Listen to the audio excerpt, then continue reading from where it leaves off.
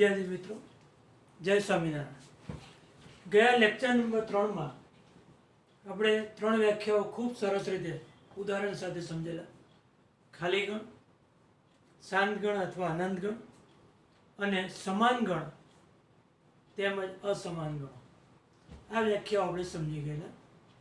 આજે આ વ્યાખ્યાઓ ઉપરનું સ્વાધ્યાય 1.2 એની આપણે ચર્ચા કરવા માંગીએ છીએ। એટલે સ્વાધ્યાય 1.2 ની આપણે શરૂઆત કરીએ। દાખલા નંબર 1, નીચેનામાંથી કયા ગણ ખાલી ગણના ઉદાહરણો છે તે સમજાવો। 4 ઉદાહરણ આપેલા છે તમને, એમાંથી ખાલી ગણ કેટલા છે આપણે ચકાસવાનું। ખાલી ગણની આપણે વ્યાખ્યા યાદ કરીએ। જે ગણમાં એક પણ ઘટક ન હોય તેવા ગણને ખાલી ગણ કહે। તો આપણે આ વ્યાખ્યા જાણીએ। તો આપણે ચેક કરીએ કે આ જે 4 ગણો આપેલા છે એ ચારેય ગણમાં ઘટકો છે કે નહીં એનું આપણે ચકાસણી કરીએ। તો સૌથી પહેલું ઉદાહરણ આપણે જોઈએ। 2 વડે વિભાજ્ય અયુગ્મ પ્રાકૃતિક સંખ્યાઓનો ગણ, જેને આપણે એ કહેવામાં આવે। તો પહેલા તો આપણે આ વિચારીએ, અયુગ્મ પ્રાકૃતિક સંખ્યાઓ કઈ કહેવાય? તો 2, 4, અયુગ્મ એટલે એકી સંખ્યા હશે। 1, 3, 5, 7, 9 આ બધી અયુગ્મ પ્રાકૃતિક સંખ્યાઓ થશે, એકી સંખ્યાઓ। તો આમાં તમે જુઓ કે આમાંની કોઈ પણ સંખ્યા 2 વડે વિભાજ્ય છે, તો એવી કોઈ સંખ્યા નથી જે 2 વડે વિભાજ્ય હોય। એટલે મિત્રો આમાં એક પણ ઘટક શક્ય નથી, એટલે આપણે કહી શકીએ ગણ એ ખાલી ગણ છે। પહેલા ગણની આપણે ચકાસણી કરી લીધી। હવે બીજા ગણ ઉપર, બીજા ઉદાહરણ ઉપર, યુગ્મ અવિભાજ્ય પ્રાકૃતિક સંખ્યાઓનો ગણ। તો પહેલા પ્રાકૃતિક સંખ્યાઓ કેવી પાછી? યુગ્મ। તો પહેલા યુગ્મ ચેક કરીએ। 2, 4, 6, 8, 10 વગેરે। હવે આમાંથી કઈ સંખ્યા અવિભાજ્ય છે? તો તમે જો 4 ના હોય પડે, 6 ના પડે, 8 ના પડે, 10 ના પડે। આ બે સંખ્યા એવી છે, સંખ્યા 2 એવી છે જે યુગ્મ પણ છે અને અવિભાજ્ય પણ છે। એટલે આ ગણમાં, આ ગણ બીમાં એક ઘટક શક્ય બનશે। આ ગણ બીમાં એક ઘટક મળશે આપણને 2। એટલે બી ગણમાં એક ઘટક શક્ય બને છે, માટે બી ગણ ખાલી ગણ નથી એમ આપણે કહી શકીએ। અયુગ્મ છે, પ્રાકૃતિક સંખ્યા યુગ્મ પણ છે અને અવિભાજ્ય પણ છે। એટલે 2 સંખ્યા મળે છે આપણને, માટે આ ગણ ખાલી ગણ નથી એવું આપણે ચોક્કસપણે કહી શકીએ। ત્યાર પછી સી ગણની આપણે વાત કરીએ। પ્રાકૃતિક સંખ્યા એવી શોધો, એવી છે x છે એવી પ્રાકૃતિક સંખ્યા છે જે 5 કરતાં નાની છે અને 7 કરતાં મોટી છે। તો 5 થી નાની સંખ્યા અને 7 થી મોટી હોય એવી કોઈ પ્રાકૃતિક સંખ્યા શક્ય નથી। 5 થી મોટી હોય તો 5 થી જો નાની હોય તો 7 થી મોટી ન હોઈ શકે, અને 7 થી મોટી હોય તો એ 5 થી નાની ન હોઈ શકે। એટલે આ ગણમાં પણ એક પણ ઘટક શક્ય નથી। એટલે સી ગણ ખાલી ગણ છે એમ આપણે કહી શકીએ। એટલે સીમાં એક પણ ઘટક શક્ય નથી। હવે ડી ગણ, ડી ગણની આપણે વાત કરીએ।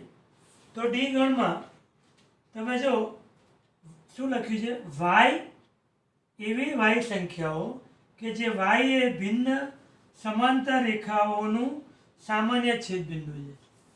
હવે જો સમાંતર રેખાઓ કહીએ તો એ ક્યારેય એકબીજાને છેદે નહીં, અને છેદે નહીં તેનું છેદબિંદુ મળે જ નહીં આપણને। એટલે સમાંતર રેખાઓ તો છે જ, તો પછી એનું સામાન્ય બિંદુ કેવી રીતે મળી શકે? એટલે સમાંતર રેખાઓ છેદતી જ નથી, એટલે સામાન્ય બિંદુ શક્ય નથી। એટલે આપણે અહીંયા કહી શકીએ કે ડી ઇક્વલ ટુ 5। એટલે ડી પણ ખાલી ગણ છે। આમ 4 ઉદાહરણમાં તમે જોઈ શકો છો ફક્ત નંબર 2 બી ગણ એ ખાલી ગણ નથી, પણ એ પહેલો ગણ, સી ગણ અને ડી ગણ આ ત્રણેય કેવા ગણ થશે? ખાલી ગણ છે. એટલે આ રીતે આપણે આ દાખલાઓની ચર્ચા કરી શકાય છે. હવે દાખલા નંબર 2 તરફ જઈએ આપણે. નીચેનામાંથી કયા ગણ શાંત કે અનંત ગણ છે તે દર્શાવો. તો ફરી આપણે યાદ કરીએ શાંત ગણની વ્યાખ્યા, જેમાં ઘટકોની સંખ્યા નિશ્ચિત હોય અથવા એ ગણ ખાલી ગણ હોય તો એ શાંત ગણ કહેવાય. પણ ગણના ઘટકોની સંખ્યા નિશ્ચિત ન હોય તો એને આપણે અનંત ગણ કહીએ. એટલે શાંત ગણમાં કાં તો એ ગણ ખાલી ગણ હોય કાં તો સંખ્યા નિશ્ચિત હોય. જ્યારે અનંત ગણમાં એક પણ ઘટકોની સંખ્યા એ અનંત સુધી હોય, એની સંખ્યા નિશ્ચિત ન હોઈ શકે. આપણે ઘણા બધા ઉદાહરણ ગયા પિરિયડમાં આપણે જોઈ ગયા.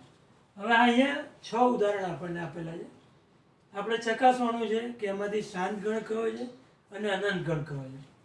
સૌ પ્રથમ પહેલો દાખલો, 100 કરતાં મોટા ધન પૂર્ણાંકોનો ગણ.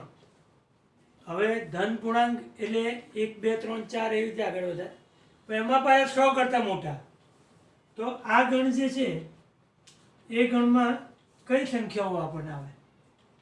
તો 101, 102, 103 આ રીતે સંખ્યાઓ બધી આગળ વધતી જાય. તો આ ગણ કેવો થશે? આમાં સંખ્યા નિશ્ચિત નથી, ઘણી બધી સંખ્યાઓ આવે. 100 કરતાં મોટી, 100 થી વધુ હોય અને ધન પૂર્ણાંક હોય. તો આવી ઘણી બધી સંખ્યાઓ છે. એટલે આ ગણ આપણે કહી શકીએ અનંત ગણ છે. દાખલા નંબર 2 ઉપર જઈએ. એક્સ અક્ષને સમાંતર રેખાઓનો ગણ. હવે એક્સ અક્ષ આપેલો હોય તમને, એક્સ અક્ષ આ રીતે આપેલો છે અને આ વાય અક્ષ છે. તો એક્સ અક્ષને સમાંતર રેખાઓ ઘણી બધી દોરી શકાય. તો આ સંખ્યાઓ નિશ્ચિત કરી જ ન શકાય. ઘણી બધી રેખાઓ એક્સ અક્ષને સમાંતર છે. એટલે અહીંયા પણ આપણે શું કહી શકીએ કે આ જે ગણ છે એ કેવો ગણ છે? અનંત ગણ છે. ત્યાર પછી ત્રીજા દાખલાની આપણે ચર્ચા કરીએ. 5ની ગુણિત સંખ્યાઓનો ગણ. 5ની ગુણિત સંખ્યાઓનો ગણ એટલે 5 આવે, 10 આવે, 15 5ના ગુણક. એટલે આમાં કઈ સંખ્યાઓ આવી શકે? ધારો કે આ ગણ આપણે લખીએ તો 5, 10, 15 અસંખ્ય સંખ્યાઓ આવી હોઈ શકે. તો આ ગણ આપણે કેવો કહી શકીશું? આ ગણ પણ અનંત ગણ છે. એટલે અનંત ગણ આપણે ત્રીજો દાખલો આપણે અનંત ગણનો કહી શકાય. ત્યાર પછી ચોથા દાખલાની આપણે વાત કરીએ. પૃથ્વી ઉપર વસતા પ્રાણીઓનો સમૂહ. હવે પૃથ્વી પર વસતા પ્રાણીઓ અનંત ન હોઈ શકે. એને આપણે કાઉન્ટિંગ કરવા હોય તો તમામ પ્રાણીઓની સંખ્યા આપણે ગણી શકાય. એટલે એ ફિક્સ છે. પૃથ્વી પર વસતા પ્રાણીઓની સંખ્યા એ આપણે અનંત ક્યારેય ન કહી શકીએ. છે મોટી સંખ્યામાં, પણ આપણે એને ગણી તો શકીએ છીએ. એટલે આ ગણ છે એને આપણે અનંત ગણ નહીં કહીએ, શાંત ગણ કહીશું. એટલે ચોથો ગણ જે છે એ શાંત ગણ છે એમ આપણે કહી શકાય છે. હવે દાખલા નંબર 5ની આપણે ચર્ચા કરીએ છીએ. 0 0 માંથી પસાર થતા વર્તુળોનો ગણ. 0 0 માંથી પસાર થતા વર્તુળો તમે વિચારી શકો છો કે ઉગમ બિંદુમાંથી પસાર થતા વર્તુળો, એવા વર્તુળો ઘણા બધા દોરી શકાય છે. અસંખ્ય વર્તુળો આપણે દોરી શકીએ છીએ. 0 0 માંથી પાસ થતા હોય, અલગ અલગ ત્રિજ્યાઓ લઈએ તો એવા ઘણા બધા વર્તુળો આપણે અહીંયા દોરી શકીએ છીએ કે 0 0 માંથી પાસ થતા હોય તેવા ઘણા બધા વર્તુળો તમે વિચારી શકાય છે. તો આ ગણ પણ આપણે શાંત ગણ ન કહી શકાય, કારણ કે આની સંખ્યા નિશ્ચિત સંખ્યા નથી. એટલે આવા ગણને આપણે 0 0 માંથી પસાર થતા વર્તુળોનો ગણ, તો આ ગણ આપણે અનંત ગણ છે એમ કહી શકાય. હવે દાખલા નંબર 6, અંગ્રેજી મૂળાક્ષરોનો ગણ. અંગ્રેજી મૂળાક્ષરોનો ગણ તો અંગ્રેજીને આપણે જાણીએ છીએ કે 26 મૂળાક્ષરો હોય અને એ ફિક્સ જ છે. એટલે આ ગણમાં તમે ઘટકો લખવા જાઓ તો તમે કહી શકશો કે આ ગણની અંદર એ આવશે, બી આવશે, સી આવશે અને એક્સ વાય ઝેડ 26 અક્ષર આની અંદર આવી જાય. એટલે આ ગણના ઘટકો નિશ્ચિત છે. એટલે આ ગણને આપણે શાંત ગણ કહી શકાય. એટલે આ ગણ છે એ શાંત ગણ કહી શકાય. એટલે ચોથો અને છઠ્ઠો દાખલો એ શાંત ગણ છે. પહેલો દાખલો અનંત ગણ, બીજો અનંત ગણ, ત્રીજો અનંત ગણ, આ શાંત ગણ ચોથો, પાંચમો અનંત ગણ અને છઠ્ઠો દાખલો શાંત ગણ છે. એમ આપણે અહીંયા કહી શકીએ છીએ.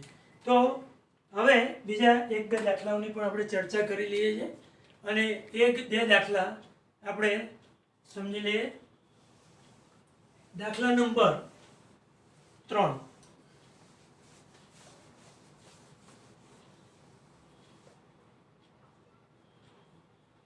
સમાન ગણો છે કે અસમાન તે જણાવો. સમાન ગણો છે કે અસમાન તે જણાવો.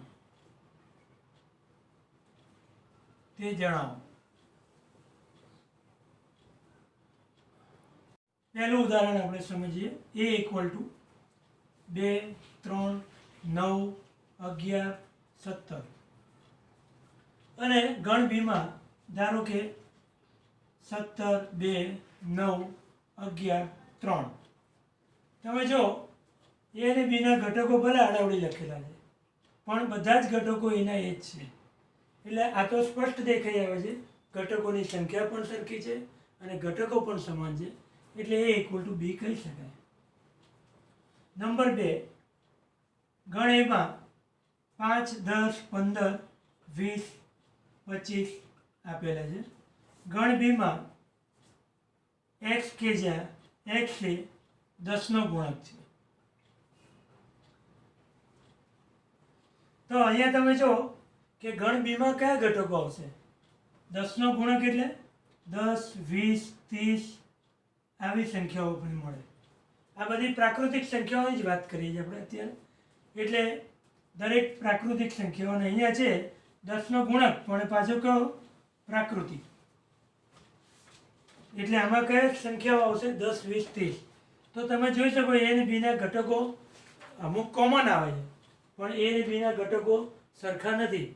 એટલે અહીંયા આપણે સ્પષ્ટપણે કહી શકાય a = b નથી.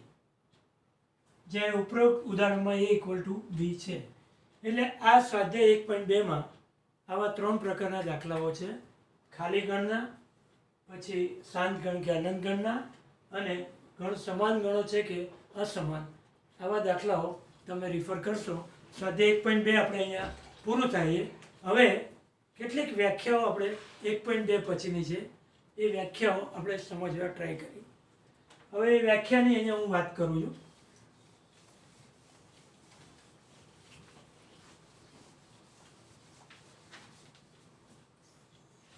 તો બહુ જાણીતી વ્યાખ્યા આપણે અગાઉના ધોરણમાં ભણી ગયા છે. એ વ્યાખ્યા અહીંયા હું ચર્ચા કરું છું. ઉપગણ. ઉપગણ એટલે તમે જાણો છો સબસેટ. અંગ્રેજીમાં એને સબસેટ કહેવામાં આવે છે. એક ગણ બીજા ગણનો ઉપગણ ક્યારે કહેવાય? એટલે ઉપગણની વ્યાખ્યા સમજીએ અહીંયા. જો ગણ એના બધા જ ઘટકો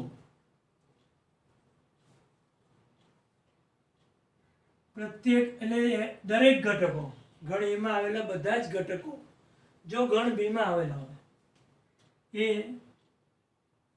ગણ બીમાં આવેલા હોય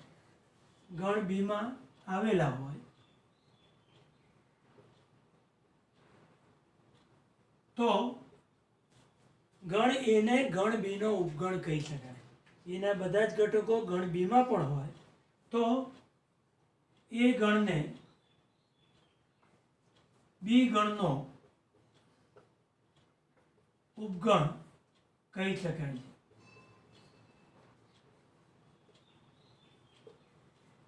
એટલે કે એનો સંકેત ઉપગણ હોય તો સંકેત કેવી રીતે લખાય? એ ઉપગણ બી. એના બધા જ ઘટકો બીમાં આવેલા હોય. તમે અહીંયા જુઓ કે બીના બધા જ ઘટકો આ ઉદાહરણમાં 10, 20, 30 બીના બધા જ ઘટકો એમાં આવેલા છે. એટલે કયો ગણ ઉપગણ થશે? બી એ એનો ઉપગણ થશે.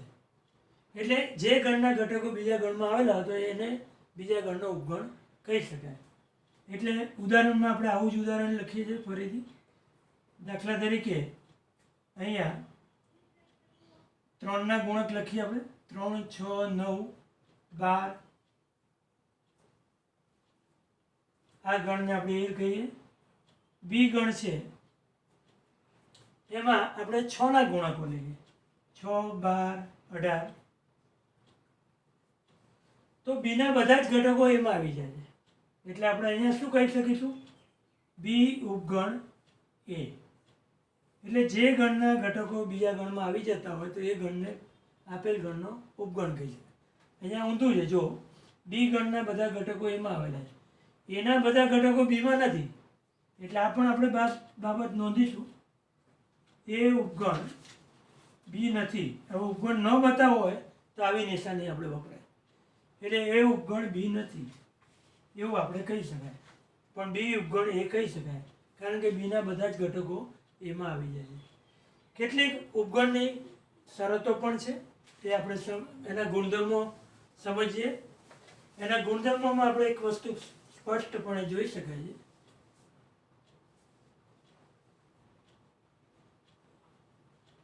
નંબર 1,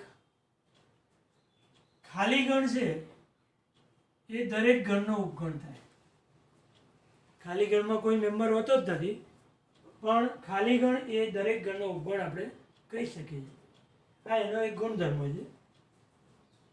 ગણ પોતે એનો ઉપગણ થાય.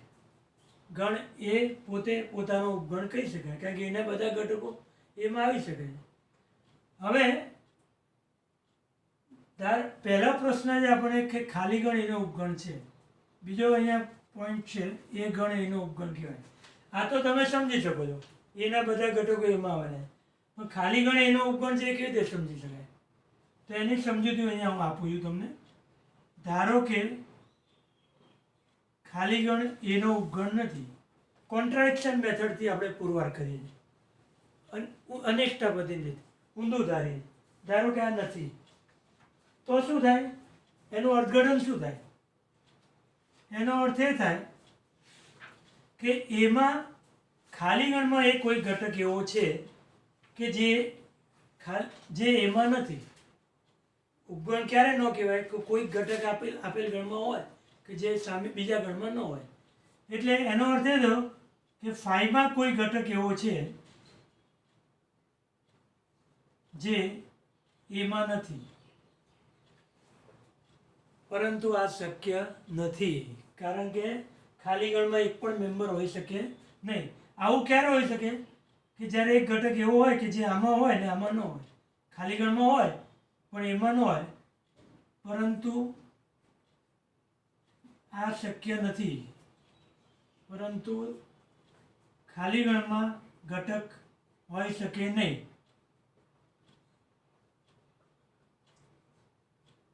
એનો અર્થ એ થયો કે આપણી ધારણા ખોટી છે. શું ધારણા કરી છે આપણે? ખાલી ગણ એનો ઉપગણ નથી.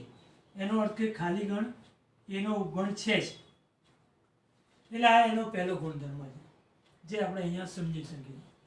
ત્યાર પછી બીજા પણ કેટલાક ગુણધર્મો છે જે આપણે સાબિતી કરીશું, પણ આપણે સ્પષ્ટ જોઈ શકાય એવા ગુણધર્મો છે. એ ઉપગણ બી હોય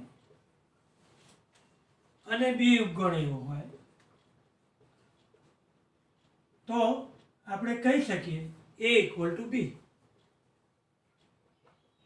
શા માટે?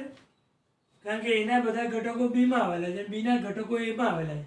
એનો અર્થ એ થયો કે એને બીના ઘટકો એના એ જ છે. તો પછી સમાન ગણની વ્યાખ્યા શું હતી? ઘટકો એના એ જ હોય તો બંને ગણ કેવા થાય? સમાન ગણ. એટલે આપણે A = B આપણે કહી શકાય. નંબર 3, આપણે એ ઉપગણ બી આપેલું છે. બી ઉપગણ સી આપેલું છે, તો આપણે કહી શકાય કે એ ઉપગણ સી,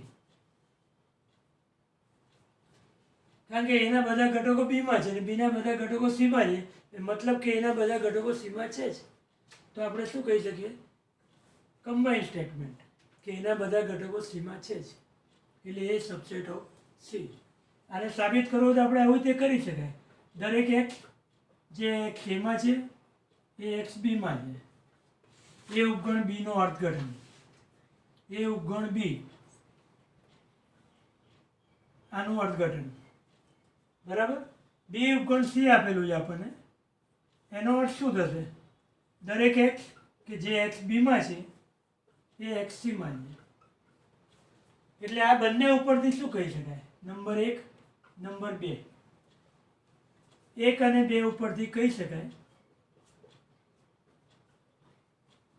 શકાય કે એવરી એક્સ જે એક્સ એમાં છે એ એક્સ સીમાં છે, માટે આપણે અહીંયા કહી શકીએ A is a subset of C, A is a subset of C, A સીનો ઉપગણ છે એમ આપણે કહી શકાય. એટલે આ રીતે આપણે ઉપગણની વ્યાખ્યા અને એના ગુણધર્મો એની ચર્ચા કરી શકાય છે. આવતા પીરિયડમાં આપણે ફરી પાછા ઉપગણની વ્યાખ્યાની ચર્ચા કરીશું, ફરી યાદ કરાવીશું અને ઉપગણના કેટલાક દાખલાઓ પણ આપણે જોઈશું, અને એ ઉપરાંત ઉચિત અનુચિત ઉપગણો કોને કહેવાય એની પણ ચર્ચા આપણે નેક્સ્ટ પીરિયડમાં કરીશું. તો આજના દિવસમાં આપ સ્વાધ્યાય 1.2 પૂરું સમજીને કરી લેશો, અને આવતા પીરિયડમાં આપણે આગળ ઉપગણ અને ઉચિત ઉપગણ અને અનુચિત ઉપગણની ચર્ચા કરીશું. થેન્ક યુ, ધન્યવાદ.